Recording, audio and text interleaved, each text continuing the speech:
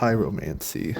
Without pyromancy, I'm sure this will be a headache to do. What's going on, guys? This is Waning Moonlight. Today, we're going to beat the game as a fire mage without pyromancy. And that's thanks to this little thing right here. It, when you do the heavy attack, shoots out a fireball. And it kinda sucks for how long it takes to wind up, as you just saw. Maybe it's a skill issue. I don't know. But the rules for this run are simple. I can only attack using this weapon and by doing a heavy attack. If I hit them with the weapon during said move, it is perfectly fine. But if I were to hit them with the light attack, then I have to let my character get killed and lose my souls. Can I do it?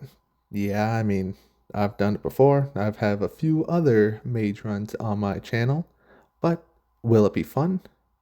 No. I'm going to tell you that right now. This one was an actual challenge to get through.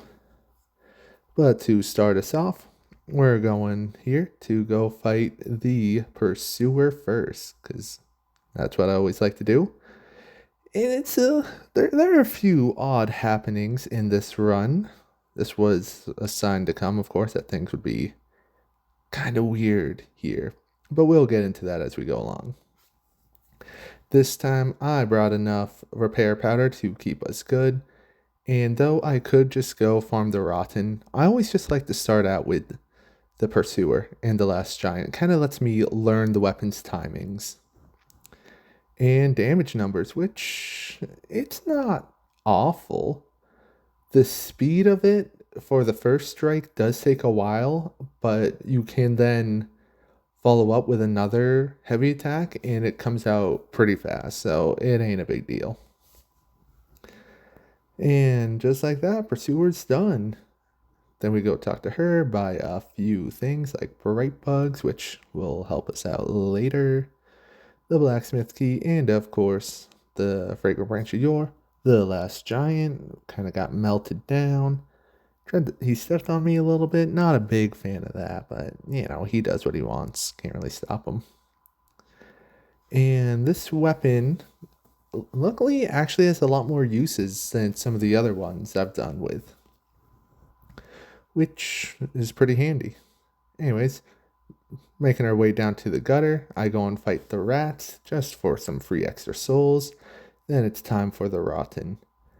And now you can really see these damage numbers aren't the best. It's +5. It has C scaling for fire, and that's its best scaling, which my faith and intelligence are both in the 20s, or at least they were by the end. I forgot what they were at the beginning. So it's not like I had low stats, but this weapon just does that little damage. I think it's supposed to be the range that makes it good, because the fireball does an AoE and it travels pretty far, so I'll give it to that. But either way, I farmed the rotten several times. Some were pretty close calls, to say the least. And after 2 million souls, because we're on New Game Plus, forgot to mention that, we can make our way to Dragonrider, where first thing we do is buy more repair powder, which was definitely necessary. And then we're running up to the Dragonrider duo. And I know it's early on in the video, but if you would like to subscribe, that would be greatly appreciated. I post videos several times a week, a lot of different challenge runs. And of course, if you're watching this, that means you like challenge runs. And if you like challenge runs, then you'll like my channel.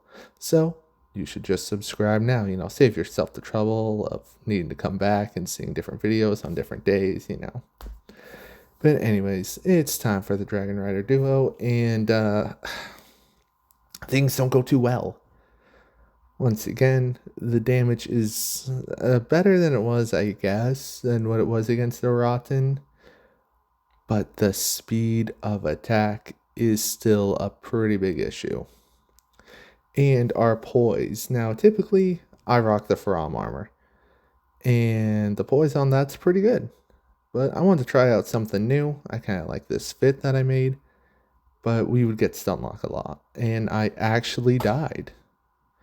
So I actually had to think, which was pretty difficult. I didn't like doing that. But my first move was to bait Big Red to knock down Big Blue. Big Blue is a lot weaker and a lot more annoying with his bow. So I had to take him out first, obviously. And it took a bit and several dozen life gems. But eventually, I was able to give him a nasty flaming back shot.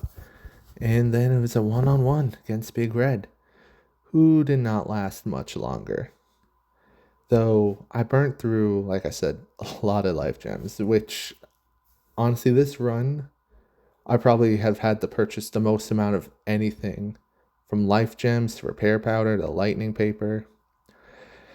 And speaking of, it's time for the Looking Glass Knight. And I kind of knew he would be a bit of an issue because it's raining in his arena and that makes him pretty fire resistant. So that means this weapon's going to kind of suck. The lightning paper should hopefully mitigate that, right? Well, other than a terrible start, took me a minute to actually even see what my damage numbers would be. And it was 83 on the fireball. And okay, that's not good. Yeah, I'm sure you can barely see the damage it's doing. It's lower than against the Rotten. It can bounce on the shield. And don't forget, he will be able to spawn some friends in, which makes this even worse. Yeah, the Looking Glass Knight was the biggest challenge of this entire run. More than the duo, the Throne Watcher and Throne Defender. More than Nashandra, if you ever think she would be difficult. More than New Game Plus, whatever, Rotten. For whatever reason, this man just was it. But, it wasn't an awful time. It was just about 6 minutes of rolling around to get to this point, which is about halfway when I died. But luckily, next attempt, things went a lot better. Not for me, but I guess they went worse for him because he died. So it's time for the Shrine of Amana, which is a place with more water.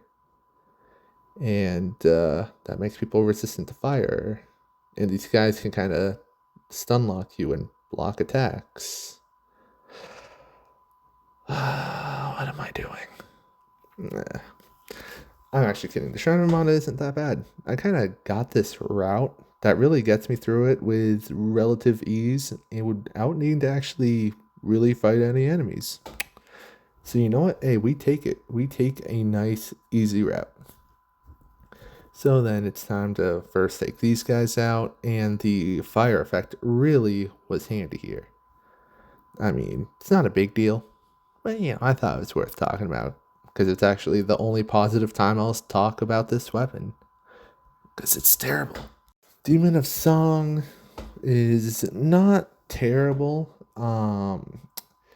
He has some wonky hits. Sometimes this fire poker will bounce, and if it bounces, the AoE doesn't even do damage to his frog face thing. I don't know what they call it. But then sometimes it would. I did check and see if I could damage him with the skin flaps down, and you could not, so you know that now too. But eventually, I kind of figured it better just to attack from a distance, because obviously, things weren't really working out trying the normal way. And he did a lot more of those frog attacks. Like, I'm going to call it frog mode instead of like hands mode, because just to say he attacked differently, doesn't make sense. Doesn't matter. I'm just rambling at that point. There's nothing to say. He was there. And we keep moving. It's time for the undead crypt, But before that, of course, we need a lot more repair powder. Because, like I said, we're putting these guys, we're making them millionaires, every single person. As we make our way through, I completely forgot you actually get invaded. So I buff the weapon and, of course, take a decent amount of damage. And the thing does stagger her. So, okay. And, whoa. Okay, she staggers me back. That's not very good. So I died. Second tries the charm, of course, until it isn't. Third try, however, going a lot better. And boom. Okay. Yeah, that was all right. Now time for Velstadt. Finally, I typically do pretty good against him. So this should at least be a nice break from the pain we've been having all run. Damage wise, it's about the same as the Looking Glass Knight, but I don't know, something about being able to get more consistent hits, them not bouncing or whatever, just makes things go by a lot faster and just feel a whole lot better. So eventually, we get into second phase. I couldn't really take too much advantage of it. And his damage is pretty high. I mean, obviously, it's kind of the point of him buffing up. But, it's only killed me, which, like I said, has not happened in a long time. But it's fine. It's whatever. We're okay. You know what? His weapon does have a special move if you two-hand it, then heavy hit with it. Now, I could do a run using only that. If you guys think that would be interesting, then someone leave a comment requesting it, and I'll do a bell-only heavy attack run. The Dark Mage. Yeah, there we go. That sounds better. But all that aside, dodge rolled, and things are going better. I learned to actually bait out the attack, because that gives us pretty good window to give them a few shots in. Because, I mean, we can get some on normal swings, but it's better to be safe, right? With him out of the way, we get the also favorited King's Ring, which means we can go and fight some of the endgame bosses. Before that, I need a little more lightning paper, just to be safe, buffing up. So we go visit our good friend Vengarl, and then, of course, backstabbed and one-shotted from that backstab. I'm going to add. It was annoying. Now, I wanted to take on the duo first because I just wanted to. I felt like they would be a pain, so I wanted to get them out of the way. And our summon Benhart, he's cool, or at the very least, I think so. He's a very welcome distraction because he doesn't really do too much but draw attention. He whacks at their shields. They all just love him for some reason, which is a little hurtful. I mean, I'm right there, but whatever. But with them distracted, I'm just free to wail away at them. And it went pretty good. Until he died. Then things got a little bit worse. I will admit, little out of practice. And there we go. Is it just me? But I feel like their moves, they should like knock you over, not just be able to combo you like that. But, I was trying to do things normally. I didn't want to do any kind of cheese, but I feel like they were asking for it. They were asking for it. So I need a bit more strength because I only have 11 at the moment. What I'm doing with here is, of course, picking up a very handy soul vessel. Then we're leveling up, put a lot more points into strength, meaning I can wield a great shield. And what am I going to do with a great shield? Well, I'm not going to hit him with it. I've already done the shield only run. Instead, I'm going to bait the Watcher to do a little dance. And then, of course, fall down. With the Watcher out of the way, it makes life a whole lot easier for little old me to take down the defender using this. Kind of was also annoying because he had his shield up, which again would kind of block the weapon, but he's taken out. Woo! Good victory. Then it's time to head on to Aldi Escape. We gotta go fight the dragon. Probably haven't mentioned it, but you actually get this weapon from this dragon. It's part of his soul weapon, which is kind of cool. He either gives you that wind sword that shoots like the air gust, or you get this spear that shoots a fireball. So they were pretty creative for him. I gotta give it to him. Now, why can not every other boss have cool weapons like that? I don't know. I ain't the one in charge, but yeah. I like to buff up the weapon a little bit early. That way we can get a few clean shots while he's resting. And obviously he's a dragon, so he would be weak to lightning. And because he's a dragon, he would be strong to fire. So I thought this would be a good balance. I also learned if I'm close enough, I can hit him while he's flying, so that's cool. Was locking onto him, which kind of screwed me up a few times. It wasn't a big deal, but however, I did have to die because I accidentally went for a running attack, and so, yay, losing 22,000 souls. But I can't blame the game. That's just on me. Instincts, you know. Here, I went for a dangerous finisher, but was so sick, totally worth it. With that done, it's time for the big man, Giant Lord. And, I mean, what can I say? There's a spot here perfect for me to fire at range from. And I was a little nervous this first attempt. So I was keeping my distance, only firing once per his attack. He would swing, then I would shoot. If I ever tried going for two, I would typically get hit. So I wasn't a real big fan of that, obviously. And I didn't buff the weapon because that only affects the weapon if I put the lightning paper, it only affects when I hit him with it. But after 4 or so minutes, I didn't really check the timer. The ashen mist thins. I'm like, oh, well, I probably still have a few minutes, right? I had never gotten that before, so I didn't really know what it means. But apparently what it means is like, yeah, no, you're done. Which means I wasted all that lightning paper or not lightning paper, I just said I didn't use it. All that. But anyways, this time around, I stayed closer because then sometimes I would actually hit him with the stick. And when I finished him off, he did this. I did not know what to do, but I thought this was hilarious. Have any of you ever been flung up here? Let me know, because I just think this was awesome. Totally made the run a whole lot more fun to do. But it's time to wrap things up. And I always like to do a little how was the run kind of outro here. And this weapon sucks. Don't use this. When I first started the run, or like before I started, I was like, should I pick up another weapon just in case this one sucks? And I was like, nah, all the other times I've done these mage run videos, I only used one weapon. So I'm going to use only one this time. And I kind of wish I used a better one.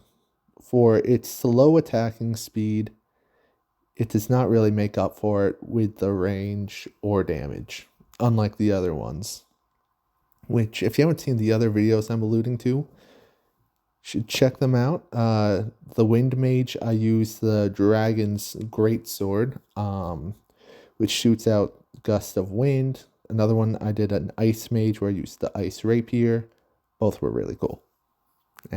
Ice Mage, cool. I'm funny. But yeah, don't use this weapon. It's the moral of the story. And to actually talk about Nashandra, there's not too much to say. She gave me a lot of openings, which of course is very appreciated.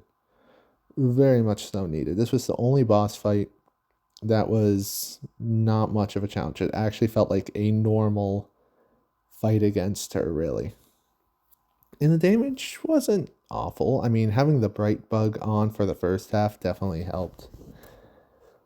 But either way, the beams, easy to avoid, and a great punish window, because, it does extra damage for the counter hit, at least I think so. I don't know how counter hits work. And boom, she's done just like that. So thanks for watching the video. If you enjoyed, like and subscribe, for I do a lot of challenge runs, and of course I do appreciate it. Have a good rest of your day. Do something fun, and I'll see you in the next one.